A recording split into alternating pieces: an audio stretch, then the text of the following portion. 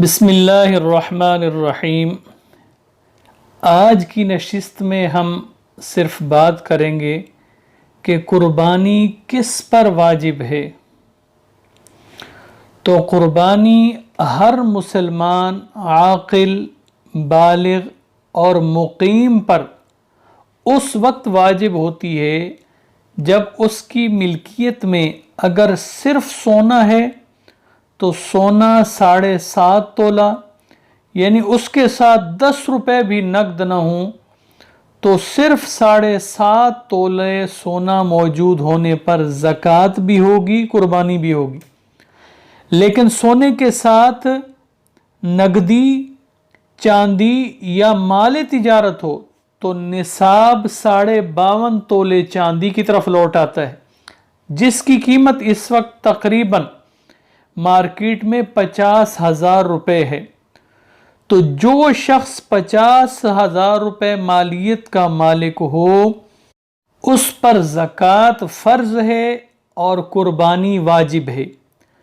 یا ضروریات زندگی سے زائد سامان یا اپنے رہائشی گھر کے علاوہ کوئی اضافی گھر یا پلاٹ ہو، اس شخص پر قربانی کرنا بھی واجب ہے، چاہے اس مال پر اس کی ملکیت کو سال گزرا ہو یا نہ گزرا ہو، اس پر قربانی کرنا واجب ہے، اس لیے کہ یہ شرط زکوٰۃ میں ہے کہ پہلی مرتبہ اس پر سال گزرا ہو۔ اسی طرح اتنا مال اگر بچے کی ملکیت ہو یا مجنون دیوانے کی ملکیت ہو تو اس کے سرپرست پر بچے کی طرف سے قربانی کرنا واجب نہیں، اور جو شخص شرعی قاعدے کے مطابق مسافر ہو اس پر بھی قربانی واجب نہیں۔ ہاں، اگر 10 ذی الحجہ سے پہلے مسافر تھا اور 12 ذی الحجہ تک گھر نہ آ سکا تو اس پر بھی قربانی واجب نہیں، لیکن 12 ذی الحجہ کی شام سے پہلے بھی گھر لوٹ آیا تو اب اس پر قربانی واجب ہے۔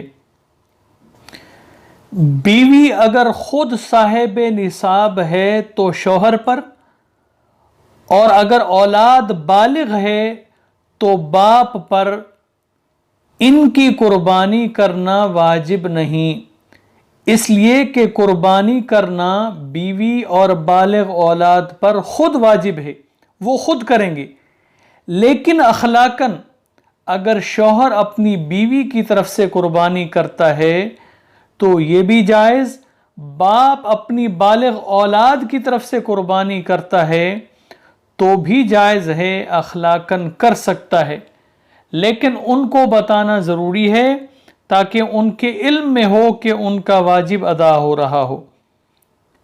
حج زندگی میں ایک دفعہ فرض ہے، ایک دفعہ حج کر لیا تو ہمیشہ کے لیے فرضیت ادا ہو جائے گی، لیکن قربانی کے معاملے میں ایسا نہیں ہے کہ زندگی میں اگر ایک دفعہ قربانی کر لی تو ہمیشہ کے لیے واجب ادا ہو جائے گا، ایسا نہیں ہے، بلکہ صاحب نصاب پر ہر سال قربانی کرنا واجب ہے۔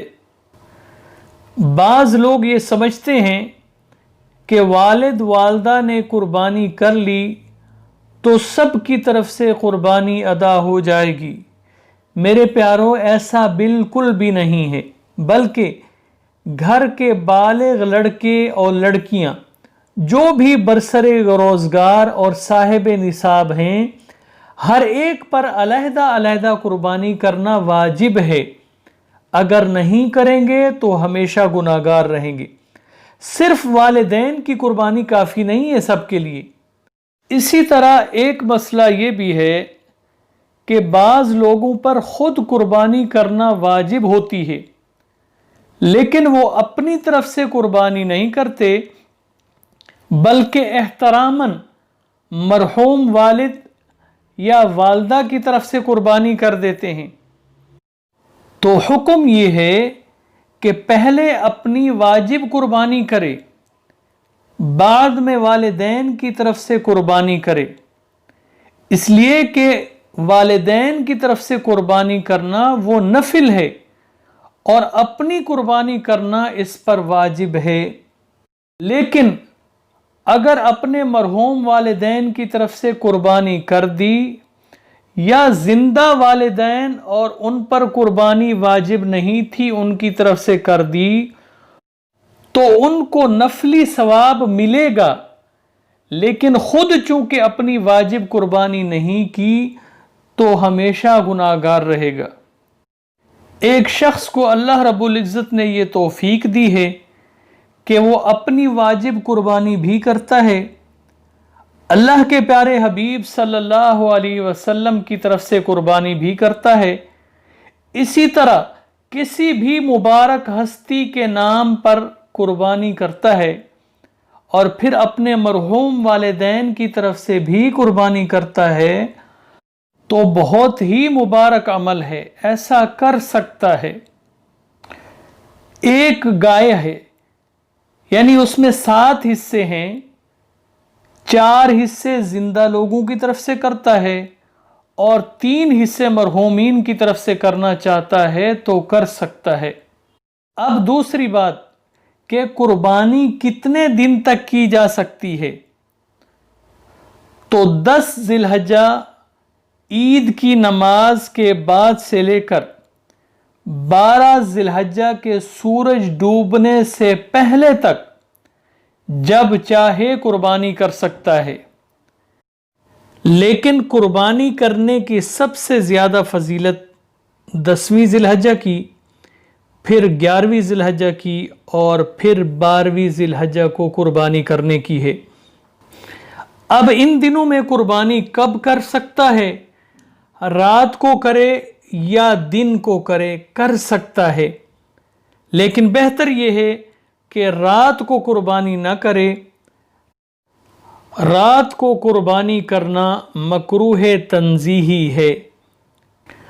اللہ پاک ہم سب کی قربانیوں کو خالص اپنے رضا کے لیے اپنی بارگاہ میں شرف قبولیت نصیب فرمائے، آمین۔